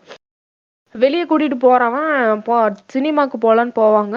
அங்கே வந்து தேட்டரில் எல்லாம் ஹவுஸ்ஃபுல்லாக இருக்கனால சரி வா என் வீட்டுக்கு போகலான்ட்டு என்னோட வா வீடு வரைக்கும் கூப்பிட்டு போய் எல்லா வேலையும் முடிஞ்சிருவாங்க. அங்கே ஆனதுக்கு அப்புறமேட்டு தான் வந்துட்டு லிட்டரலாக அந்த மீமில் வர மாதிரி தான், என்ன அந்த பிள்ளைய கூட்டி போய் கர்ப்பமாக்கிடுவா. அதான் இந்த பொண்ணு கர்ப்பமாயிடும். அப்போதான் அவள் ஃப்ரெண்டுகிட்ட சொல்லுவா, இவங்கிட்ட சொல்லுவா, விஜயகுமார்கிட்ட சொல்லுவா, நான் ப்ரெக்னென்ட் ஆகிட்டேன் அப்படின்னு சொன்னோடனே வந்துட்டு, நான் எங்கள் அப்பாட்ட பேசுகிறேன், நம்ம ஒரு நல்ல நாளை பார்த்து கல்யாணம் பண்ணிக்கலாம் அப்படின்னு சொல்லியிருப்பான் இவன். ஆனால் அதுக்கப்புறமே அவன்கிட்ட இருந்து எந்த கான்டாக்டுமே வராது. இவங்க தேடி போவாங்க. ஒரே ஒரு வாட்டி தான் வீட்டுக்கு வந்திருக்கேன், அந்த வீட்டை தேடி. ஆமா ஆமா, இவ தேடுவா. ஆனா இவளுக்கு தான் எதுவுமே தெரியாது, அவன் பேரு அட்ரஸ் தவிர அட்ரஸுமே அதுவும் ஒரு தடவை தான் அந்த வீட்டுக்கு வந்திருப்பா. தேடி பார்த்து கண்டுபிடிக்க முடியாதுன்றனால இவ செத்து போயிடலான்னு முடிவு எடுத்துருவா. இப்ப செத்து போயிடலான்னு இது பண்ணும்போது அவ ரூம்மேட்டு பார்த்து அவளை கொண்டு போய் ஒரு டாக்டர் கிட்ட விட்டு அவங்க எல்லாம் இது பண்ணா பார்த்தா அவ குடிச்ச பாய்சன்ல வந்து அபார்ட் ஆயிடுச்சு. இந்த மாதிரி எல்லாம் இதுக்கு மேல ரொம்ப கேர்ஃபுல்லா இருக்கணும் நீ, இது உனக்கு 2வது பிறவி அது இதுன்னு சொல்லிட்டு அவ காலேஜ் முடிஞ்சது அவளை அமுச்சு விட்டுருவாங்க. வீட்டுக்கு போயிடுவா. வீட்டுக்கு போனோடனே வந்துட்டு இவங்க அப்பா ஒரு ரிச்சான ஆளு. சரி ஓகே அவ்வளவுதான், பொண்ணுக்கு ஏஜ் ஆயிடுச்சு, நம்ம கல்யாணம் பண்ணி வைக்கலான்ட்டு மாப்பிள்ளைய பார்த்துருப்பாங்க. மாப்பிள்ளை வந்து வந்தா வர்ற மாப்பிள்ளை தான் வந்துட்டு இவரு யாருன்னா முத்துராமன் வருவாரு மாப்பிள்ளையா. முத்துராமன் பார்த்துட்டு திரும்ப பார்த்தா தனக்கு அபார்ஷன் பண்ண டாக்டர் வந்து அங்க உட்காந்துருப்பா. இவளுக்கு கை கால்லாம் நடுங்க ஆரம்பிச்சிரும். அவ பார்த்துட்டே இருப்பா. பாரு என்னடா இது நம்மளுக்கு இவங்களுக்கு வந்து நம்மளோட சரித்திரமே தெரியும், இவங்களே வந்து நம்மள பொண்ணு பார்க்க வந்திருக்காங்களே அப்படின்னு சொல்லிட்டு அவ பயந்துட்டே நின்றுட்டு இருப்பா. அப்ப இந்த அம்மாவே சொல்லுவாங்க, "இங்க பாரு, நீ எப்போ உன்னோட தப்பெல்லாம் நீ ரியலைஸ் பண்ணிட்டியோ அப்பயே வந்துட்டு நீ வந்து ஒரு நல்ல லைஃப் லீட் பண்றதுக்கு நீ ரெடி ஆயிட்ட. என்னுடைய தம்பி வந்துட்டு ஒரு நல்ல மனுஷன், நீ அவனை கல்யாணம் பண்ணிட்டு நீங்க 2 பேரும் சந்தோஷமா இருங்க, அதுதான் எனக்கும் தேவைன்னும் போது இவன் வந்து என்னக்கா அதுக்குள்ளேயே பொண்ணுகிட்ட பேச ஆரம்பிச்சிட்டியா அப்படின்னு, எனக்கு பிடிச்சிருக்கு அப்படின்னு சொல்லி கல்யாணம் ஆயிடும். இப்ப கல்யாணம் ஆனி அந்த ஃபர்ஸ்ட் நைட்லயே வந்துட்டு முத்துராமன் வந்து சொல்லுவாரு, இந்த மாதிரி எனக்கும் என்னோட டைப்பிஸ்டுக்கும் ஒரு ரிலேஷன்ஷிப் இருந்தது, நாங்க தான் கல்யாணம் பண்ணிக்க போறோம் அப்படின்ற நினைப்புல நாங்க பிசிக்கலா கூட இருந்துட்டோம். அதனால வந்துட்டு இதெல்லாம் நான் ஏன் சொல்றேன்னா, உங்ககிட்ட நான் எதையும் மறைக்க விரும்பல, ஏன்னா நாளை பின்ன அதனால நம்மளுக்குள்ள எந்த பிரச்சனையும் இல்லை, எந்த மனஸ்தாபமும் வந்துடக்கூடாதுன்னு சொல்லிட்டு சொல்லுவாரு. அப்பயும் இவ சொல்ல மாட்டா, சுஜாதா வந்து எதையும் சொல்ல மாட்டா. அப்படியே காலங்கள் ஓடுது, குழந்தை ஒண்ணு பிறந்தது சுஜாதாவுக்கு. ஒரு ஒரு பர்த்டேக்காகவோ ஏதோ ஒரு ஃபங்க்ஷனுக்காகவோ வந்துட்டு ட்ரெஸ் எடுக்க போகும்போது தான் வந்துட்டு அந்த ட்ரெஸ் கடையில வந்து இவளோட ரூம்மேட்டா இருந்த அந்த ஃப்ரெண்டை பாப்பா. அந்த ஃப்ரெண்டோட ஹஸ்பண்ட் தான் வந்து தேங்காய் சீனிவாசன். இந்த கேரக்டர் எப்படியாப்பட்ட கேரக்டர்னா, இந்த ஹஸ்பண்ட் தேங்காய் சீனிவாசன் கேரக்டர் இதுல பெரிய பெரிய ஆளுங்களாம் இருக்காங்கல்ல, அவங்களுடைய பர்சனல் லைஃப்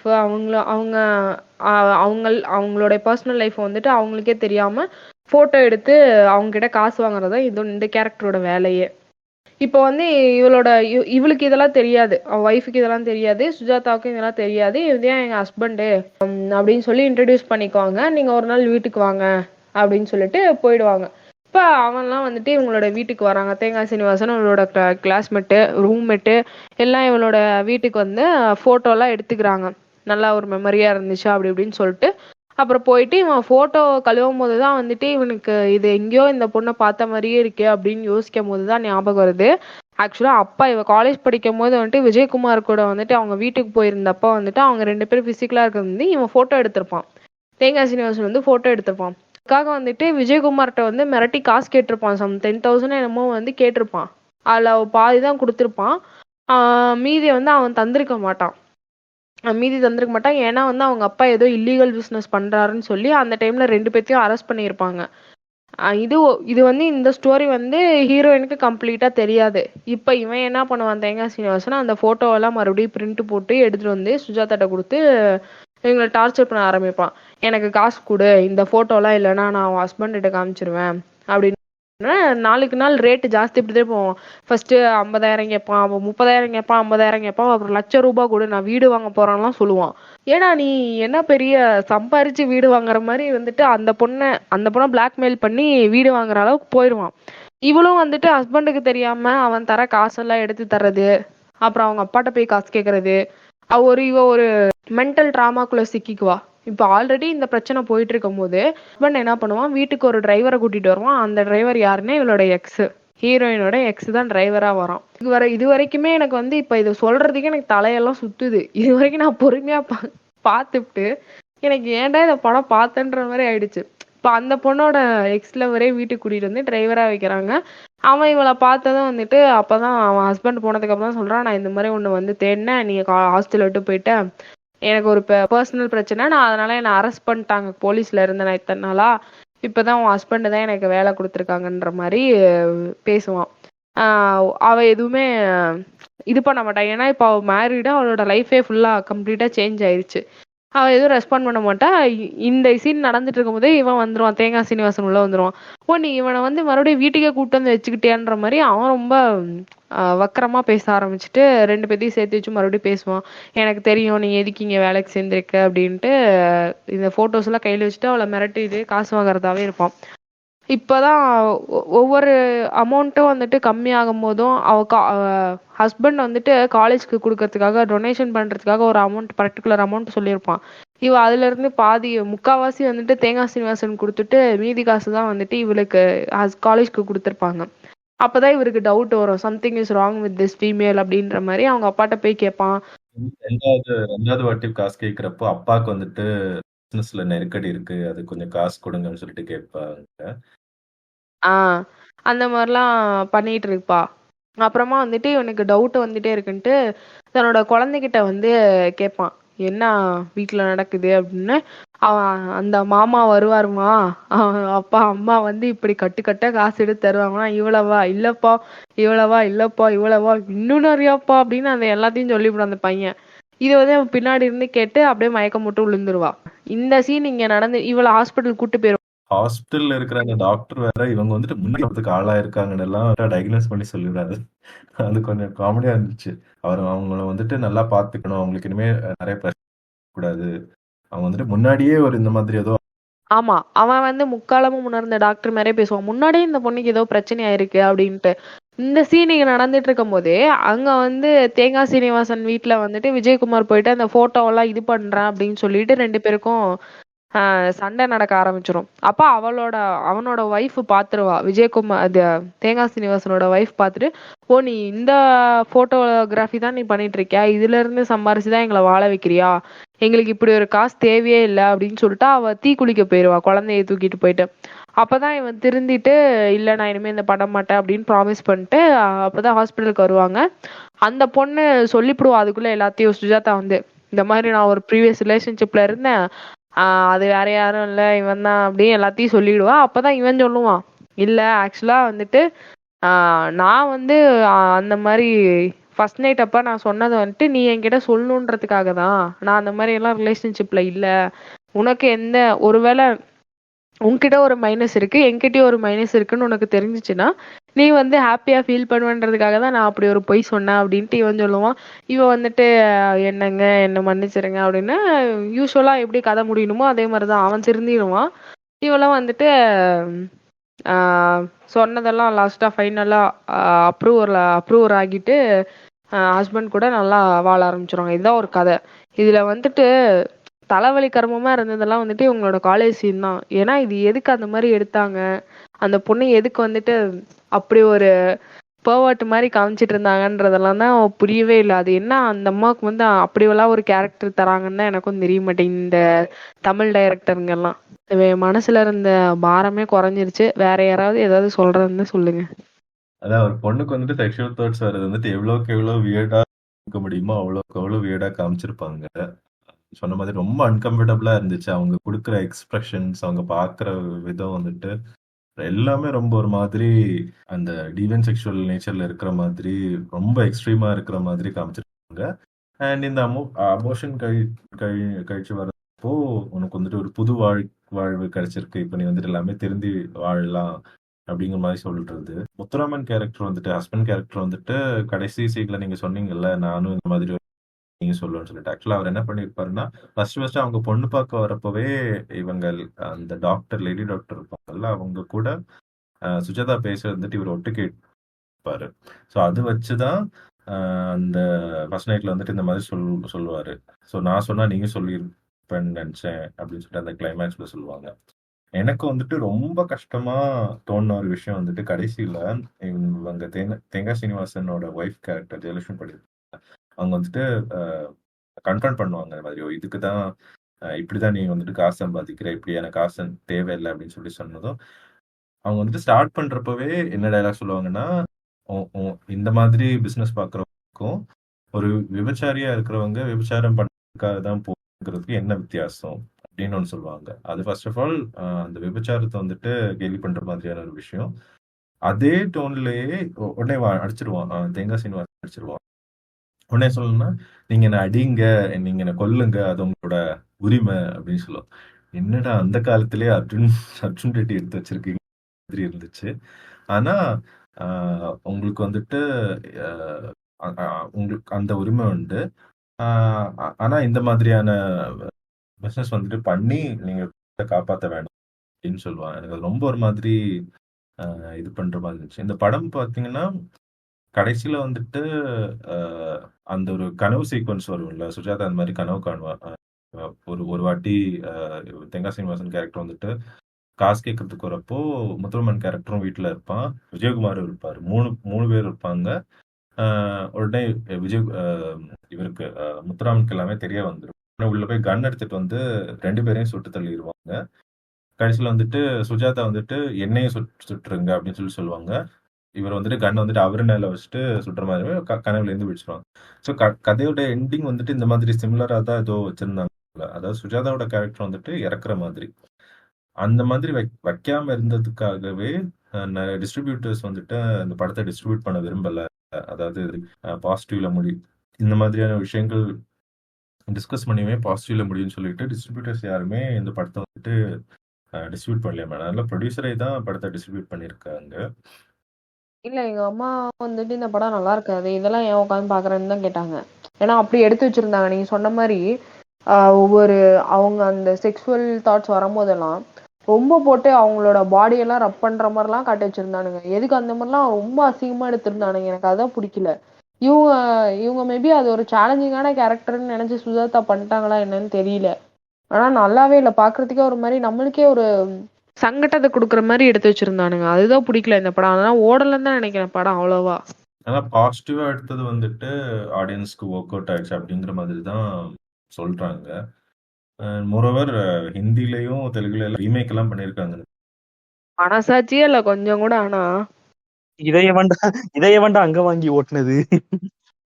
அது சரி சரி, அர்ஜுன் ரெட்டியவே லாங்குவேஜ் ரீமேக் பண்ண ஊர் தானே இது. ஆக இப்படியாக வந்துட்டு இந்த மயங்குகிறாள் மாது வந்துட்டு ஒரு டிராமாவை கொடுத்துட்டு போன படமா இந்த பாட்காஸ்ட்ல அமைஞ்சது. வேற ஏதாவது கருத்துக்கள் இருந்தால் தயவு செய்து பகிரவும் நண்பர்களே. இல்ல எனக்கு வந்துட்டு பேசணுங்கிறதுக்காகவே பார்த்ததுதான் படம். நீங்க இந்த படத்தை எப்படி பல்லக்கடிச்சிட்டு பாத்தீங்க? அந்த அனுபவம், அந்த சக்தி எங்களுக்கு கொடுங்க. ஆமா, ஏன்னா அந்த வடிவேல் சொல்ற மாதிரிதான் இதுல அடி வாங்கினதுக்கு அப்புறம் இனிமே எங்க போனாலும் அடி வாங்குற அளவுக்கு எனக்கு தெம்பு வந்துருச்சுடா அப்படின்ற மாதிரி இருக்கு இந்த படம் பார்த்ததுக்கு அப்புறமேட்டு. அகத்தியர் அளவுக்கு இல்ல, இருந்தாலும் வந்துட்டு இது வேற மாதிரி ஒரு இது. அதான் ஒவ்வொரு பாட்காஸ்ட்லயும் நமக்காகவே சில தன் சாவை சட்டை பையில் வைத்துக் கொண்டு படங்கள் பார்ப்பது மெர்சியின் வேலை.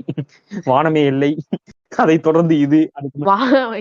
மகனே வானமே இல்லை பார்த்துட்டே உயிரோட இருக்கோம், இதெல்லாம் என்ன சாதாரணம் இல்ல. இது பார்த்ததுக்கு வானமேல எவ்வளவோ பரவாயில்லன்ற மாதிரி இருந்தது ஆக்சுவலா.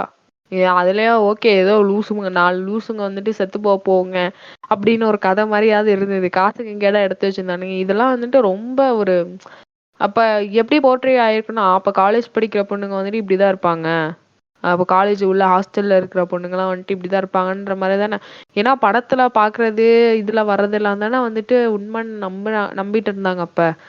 அப்படிதானே எம்ஜிஆரே நம்பினாங்க, படத்துல அவர் நல்லவரா இருக்கிறாரு, அப்ப நிஜத்திலேயும் நல்லவரா இருப்பாரு. அந்த அந்த போர்ட்ரே தானே இதுவும் தருது. அப்ப இந்த மாதிரி படங்களும் அதெல்லாம் தான் ஏன் எடுத்தாங்கன்ட்டு ஒரு கேள்வியை வந்துட்டு கொடுக்குது திரும்ப திரும்ப. உண்மையிலே ஏதாவது ஒண்ணு நடக்குதுன்னா ஓகே, பொண்ணு அந்த மாதிரி போனாங்கன்னா இந்த மாதிரி பிரச்சனை வரும், பாத்துக்கங்க நண்பர்களே, பத்திரமா வீட்டுல இருங்கோ அப்படின்னு சொல்லுவானுங்க. ஃபினான்ஷியல் இண்டிபெண்டன்ஸ் இல்லைன்னா ஒரு பொண்ணுக்கு வந்துட்டு எவ்வளோ டிபெண்டா இருக்காங்க. இப்போ வந்துட்டு காசு கேட்கறதுக்காக அப்பா கிட்டேயும் போவாங்கன்னு சொன்னாங்க. அப்பா கிட்ட போறப்பவும் அவர் வந்துட்டு பெருசா அது வரைக்கும் எதுவுமே ரொம்ப என்டர் பண்ணி கண்டுகிட்ட மாதிரி இல்ல. நீ ரீசன் சொல்லு, அந்த ரீசன் வந்துட்டு சொன்னா 5000 10,000 இல்ல எவ்வளவு காசு வேணாலும் கொடுப்பேன் அப்படின்னு சொல்லிட்டு இவன் வந்துட்டு ஓகே தேங்க்யூ பாய் அப்படின்னு சொல்லிட்டு கிளம்பி வந்துருவா. ஆமா, இப்ப இந்த ரீசனை சொல்ல முடியாதுல்ல அவ அப்பா கிட்ட.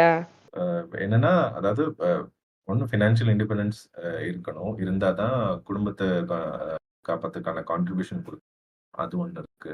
இன்னொன்னு வந்துட்டு ஃபினான்ஷியல் இண்டிபெண்டன்ஸ் இருந்தா இப்ப நம்மளோட அவ்வளோ ஒரு தொட்டக்கட்டை மாதிரி அவங்களோட கேரக்டரைசேஷன் வந்து ஒரு மாதிரி நெகட்டிவா ரொம்ப ஆட்டிடியூட் காமிக்கிற மாதிரியான கேரக்டரைசேஷன். இந்த 2 போலார் ஆப்போசிட்டா தான் காமிச்சிருப்பாங்க மோஸ்ட் ஆஃப் த படத்துல. அதுல ரொம்ப எக்ஸப்ஷனா இருக்கிறது அந்த 6ல இருந்து 60 வரை படத்துல செகண்ட் ஹாஃப்ல பாத்தீங்கன்னா அந்த ஒய்ஃப் கேரக்டர் வந்துட்டு அந்த குடிசைக்குள்ள போனதுக்கு அப்புறம் அந்த ஏதோ இந்த மாதிரி ஒரு இடத்துல வந்துட்டு தையல் கொடுத்து கொஞ்சம் காசு கொடுக்குறாங்க, நான் அங்க போய் வேலைக்கு சேர்ந்துடுறேன் அப்படின்னு சொல்லிட்டு சொன்னா அங்கேருந்து கிடைக்கிறதும் நம்மளுக்கு கான்ட்ரிபியூட் ஆகுதுன்னு சொல்லிட்டு இந்த மாதிரியான கேரக்டர்ஸ் வந்து ரொம்ப ரேர். அதாவது கான்ட்ரிபியூட் பண்றதுக்கு வேலைக்கு பொண்ணுங்க ஒன்று இருப்பாங்க, இல்லைன்னா எப்படி காமிச்சிருப்பாங்கன்னா வீட்டிலேயே அடங்கி இருக்கிறவங்க அவங்க வந்துட்டு எப்பவுமே காசுக்காக ஹஸ்பண்ட் இல்லைன்னா அவங்களோட வேற ஏதாவது ஒரு மேல் மெம்பரை தான் டிபெண்ட் பண்ணி இருக்கிறாங்க அப்படின்ற விஷயம். இந்த ஒரு போலார் ஆப்போசிட்ஸ்ல தான் மோஸ்ட் ஆஃப் த ஃபிலிம்ஸ் வந்து போர்ட்ரே பண்ணிருப்பாங்க. ஆமா, ஆக்சுவலா வந்து எல்லா படமும் சொல்ற ஒரு கோரான விஷயம் என்னன்னா, பொம்பளை பிள்ளைங்க வந்துட்டு வீட்டுல இருந்து வெளியே போயிட்டாலே வந்துட்டு அதுல ஒரு பிரச்சனை இருக்கு, இங்க ஏதோ ஒரு பிரச்சனை இருக்கு, அவனுக்கு சந்திரமுகியில சொல்லுவான்ல இருக்கு இங்க பிரச்சனை இருக்குன்னு, அந்த மாதிரி எடுத்து வச்சிருக்கானுங்க எல்லா படத்தையுமே. வேற ஏதாச்சும் கருத்துக்கள் இருக்கா? அதான் இப்ப எஸ்பி முத்துராமன் பிலிமோகிராஃபி மொத்தமா பார்த்தோம்னா அவர் என்ன ஸ்டாண்டுன்னு தெரியாது. ஏன்னா ஒரு சில படம் இப்படி ப்ராகிரசிவா இருக்கு, அப்புறம் நல்லா கிட்டா சில படங்கள் இப்படி படு பிற்போக்காவும் இருக்கு. ஸோ ஒரு மாதிரி ஜாரிங்கான பிலிமோகிராஃபின்னு தான் நினைக்கிறேன் இவரோடது. அதுவும் குறிப்பா ஸ்டார்டிங் டேஸ்ல. ஏன்னா ஒரு ஸ்டேஜுக்கு மேலே இவர் completely commercial, full and full ரஜினியை வச்சு கமர்ஷியல் அப்படி போயிட்டாரு. ஆனா ஸ்டார்டிங்ல பார்த்தா இப்படிதான் இருக்கு எல்லா படமும். ஆக்சுவலா ரஜினியோட கரியர் வந்துட்டு கமர்ஷியல் ஹீரோவா எஸ்டாப்ளிஷ் பண்ணதுக்கான கிரெடிட் வந்துட்டு எஸ்பி முத்துராமனுக்கு தான் சேரும். அவர் வந்துட்டு ரஜினி கூட சேர்ந்து நடிச்ச கிட்டத்தட்ட 1970s இருந்து 25 ஃபிலிம்ஸ் சேர்ந்து பண்ணியிருப்பாங்க. அந்த 25 ஃபிலிம்ஸ் அந்த கன்சிக்யூட்டிவா அந்த 25 ஃபிலிம்ஸ் தான் ரஜினியோட கரியரை வந்துட்டு எஸ்டாப்ளிஷ் பண்ணி தமிழ்ல தக்க வச்சது. ஸோ அதுக்கு வந்துட்டு ரஜினி மட்டும் இல்லை, கமல்ஹாசனோட நிறைய படங்களும் இவர் தான் எடுத்திருப்பாரு அந்த காலகட்டத்தில். Commercially good. அப்படி எடுத்திருந்தா கரெக்டா கடைசா வந்து அவர் எடுத்த படம் என்னன்னு பார்த்தோம்னா 1992 நினைக்கிறேன். அது வந்து இந்த தொட்டில் குழந்தைன்னு ஏதோ ஒரு ப்ரொபகண்டா ஃபிலிம், கவர்மெண்ட்டுக்காக ஏதோ தொட்டில் குழந்தை ஆதரிக்கிற மாதிரி. அதான் அவர் கடைசியா எடுத்த படம்னு போட்டிருக்கு. அதுக்கப்புறம் அதுக்கப்புறம் அவர் படமே எடுக்கல கிட்டத்தட்ட 30 வருஷமா. என்ன still is alive but still அதோட நிப்பாட்டிட்டாரு மூவி மேக்கிங்க. நல்ல வேலை நிறுத்திட்டாரு. ஆமா, கடைசியா கமலோட ரஜினியோட பாண்டியன் தான் வந்து கமல் ரஜினிக்கு இவருக்குமான கொலாபுக்கும் கடைசி படம். அது ஒரு ஆவரேஜான படம், தேவர் மகன் ஒரு கிளாஸ் நினைக்கிறேன். ஸோ அது ஆவரேஜா தான் ஓடிச்சு. அதான் ரஜினிக்கு இவருக்குமான கடைசி படம் கொலாப்ல. ஸோ இப்படியாக நம்மளோட 7வது எபிசோடு ஒரு முடிவுக்கு வந்துச்சு. ஸோ அடுத்த எபிசோடு என்ன ஏது, யாரை பத்தி என்ன படங்கள்ன்றத வரும் நாட்கள்ல தெரிவிப்போம். ஸோ இப்ப விடைபெறுவது உங்கள் ஜவஹர், அஜீஷ், மோசி. அவ்வளோதான். தேங்க்யூ.